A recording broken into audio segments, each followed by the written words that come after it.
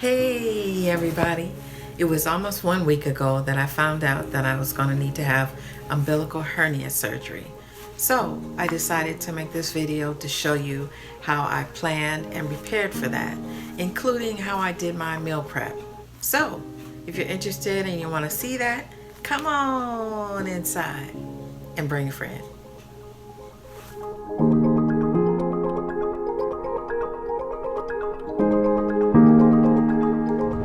Now, more than likely, you're having surgery for some type of health reason, and you might not be feeling your best. But if you pace yourself and take your time, you can probably get done all that you need to do. And that's what I'm doing now. Alrighty, so as I was out and about handling the business that I wanted to take care of, I remembered that I wanted to pick up one of those hot and cold packs because I was told that after my surgery I would have pain in my abdomen. So there it is, that's the one I picked up for my pain. Next, I paid bills, took care of my vehicle, and bought a whole mess of groceries so that I can go home and do my meal prep. Hey everybody!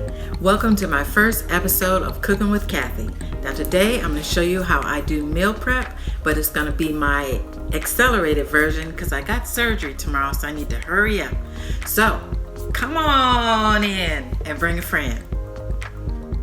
Now don't get it twisted, y'all. This isn't my ideal of real cooking, but because I was on a time limit, I decided to get these somewhat pre-made meals so that I can have enough time to get them done. Alrighty, so we have the Morningstar Farms vegetarian patties for the veggies in the house, and then we have the Korean barbecue style chicken, and next we have the baked scallop potatoes. It says it has no preservatives. Then we are going to do the stir-fry vegetable blend. And next, there is the mashed potatoes. We have the Alaskan salmon burgers. And then we have the organic brown sugar baby sweet potatoes with maple butter.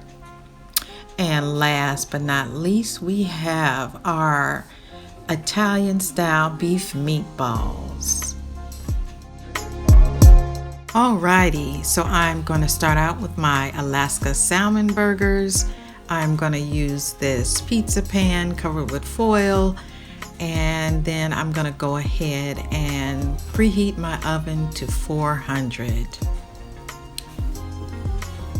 Next, after I wash my hands, now wash your hands, y'all, I'm going to go ahead and sprinkle some olive oil on the pan. And then I'm going to spread it out with clean paper towel. Now, if you're liking what you see so far, please go ahead and hit that like and subscribe button, and don't forget to tap that bell to remind you of my next video. So now I'm gonna go ahead and fill up the pan with the salmon burgers. Y'all like salmon? I never had these before, so I wanted to go ahead and give them a try. What are your favorite meats to use for meal prep? Leave me a comment below and let me know.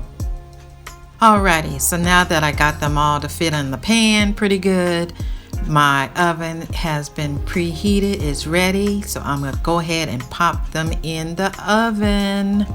I'm going to cook them in the oven for about 10 minutes on one side, and in the meantime, I'm going to go ahead and put my baked scalloped potatoes into the microwave.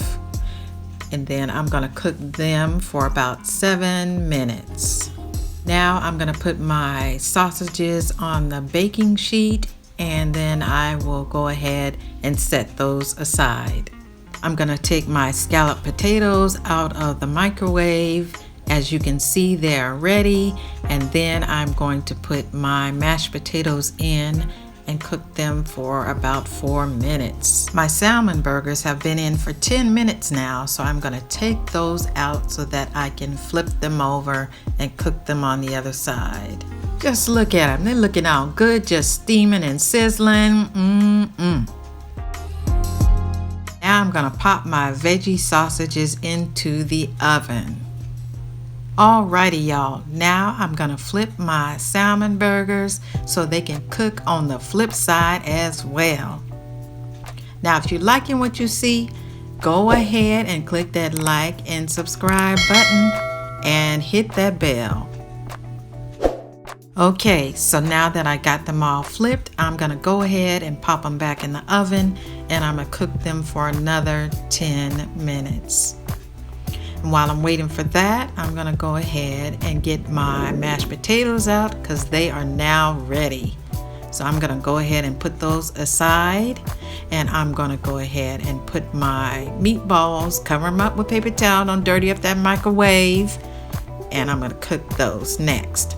Then I'm going to pour my vegetables into my pressure cooker, and my meatballs are now ready, so I'm gonna set those aside. I'm just finishing stuff up. I'm gonna do my sweet potatoes now. I'm gonna take them out and pop them into the microwave and cook them for 4 minutes. Alrighty, now I'm gonna go ahead and see my vegetables. They are beautiful. I'm gonna go ahead and add me some butter, and then I'm going to add my garlic salt.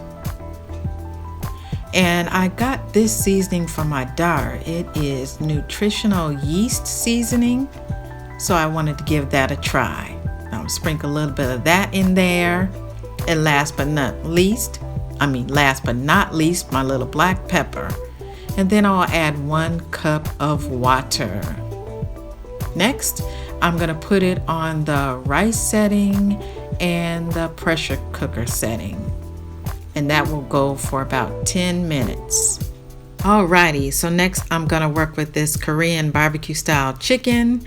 It comes in packets, and then the seasoning packets are separate.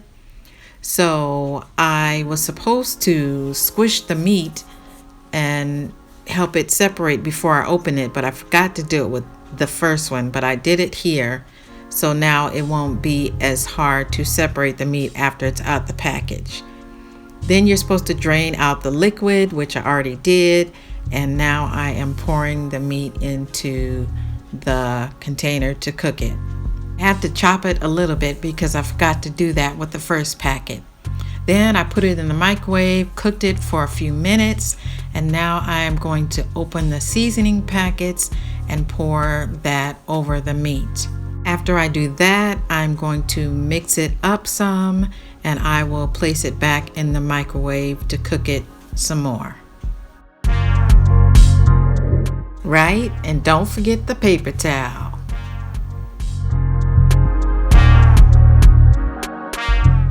Alrighty, so my veggies are ready. Look at them. Now that everything is ready, I'm gonna dish out the different foods into the different containers so that I can put them away and save them in the freezer so I can eat them when I'm ready for them. And just look at all that food. That was so good. I'm telling you, even down to the sweet potatoes. Hey, everybody. So the day has finally arrived. I am on my way to get my hernia surgery, and thank God my son Will has drove up here over 600 miles. I'm gonna say 700 miles. 700 miles just so I can get that done, and I appreciate that very much. So we are almost there. I know things will go well. I will talk to you soon. Hey everybody. So here I sit one day after my umbilical hernia surgery, and I am thankful and grateful to be alive. I have had a hernia for years, but I kind of put it off. I mean, was going through cancer and other things, and I just really didn't know or understand that it could become serious or a medical emergency. So I said, I'll do it later. But anyway, I started to get symptoms like nausea, and when I would eat, I would just like get exhausted and bloating in my abdomen, and I just really started not feeling well. So my doctors and some of my co-workers, you know who you are, suggested that I go get it checked out. So my doctor gave me a referral to a surgeon, and he checked me and said, yeah, you need to have a surgery like yesterday. Well, really, he said, gave me a date for like 4 days from then. So set me up for surgery, and because I am a planner, I began to plan out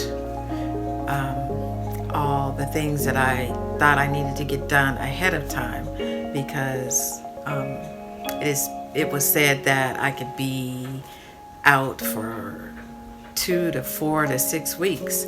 So me being a planner, like I said, I began to wash my clothes and fold them, and I did my cleaning and all the things that I could think of to do, so that when I had this surgery, I wouldn't have to worry about it. Cleaned up, I did a big amount of grocery shopping, and I did some food prep that you'll see right after this, and basically prepared myself for it.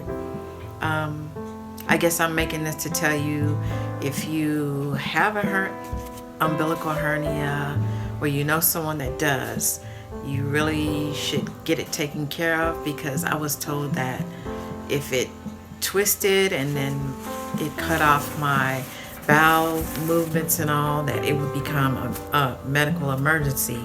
I could even die. So I'm just saying all that to say, keep yourself checked. Do all your medical care that you should do, just to make sure that you are well. So yeah, this is going to be difficult for me though, just sitting here, because I am a real busybody. So I'm going to have a lot of time on my hands. So I got myself a little bed table here, so that I can, I guess, sit up and do things that I like to do. Because other than that, yeah. They did, for the surgery, it was laparoscopically done, and they just went in 2 little holes on my side. I won't show you, but they went in through the holes there with the laparoscope, and the surgeon actually found out that my bowel was twisted. So if I had gone a lot longer, I could have become a medical emergency. So he fixed it and put mesh inside of there, so that it possibly won't, or so that it won't happen again. And it is difficult to move. I mean, I have pain. I can't cough or bend. It's hard to turn to the side. They gave me medications, but I'm not doing no opiates, so I would much rather, because they make me sick anyway, nausea and vomiting, I would rather be in pain than be throwing up and having nausea. Excuse me. So I just want to make this video to let you know a little bit about what an umbilical hernia surgery is like.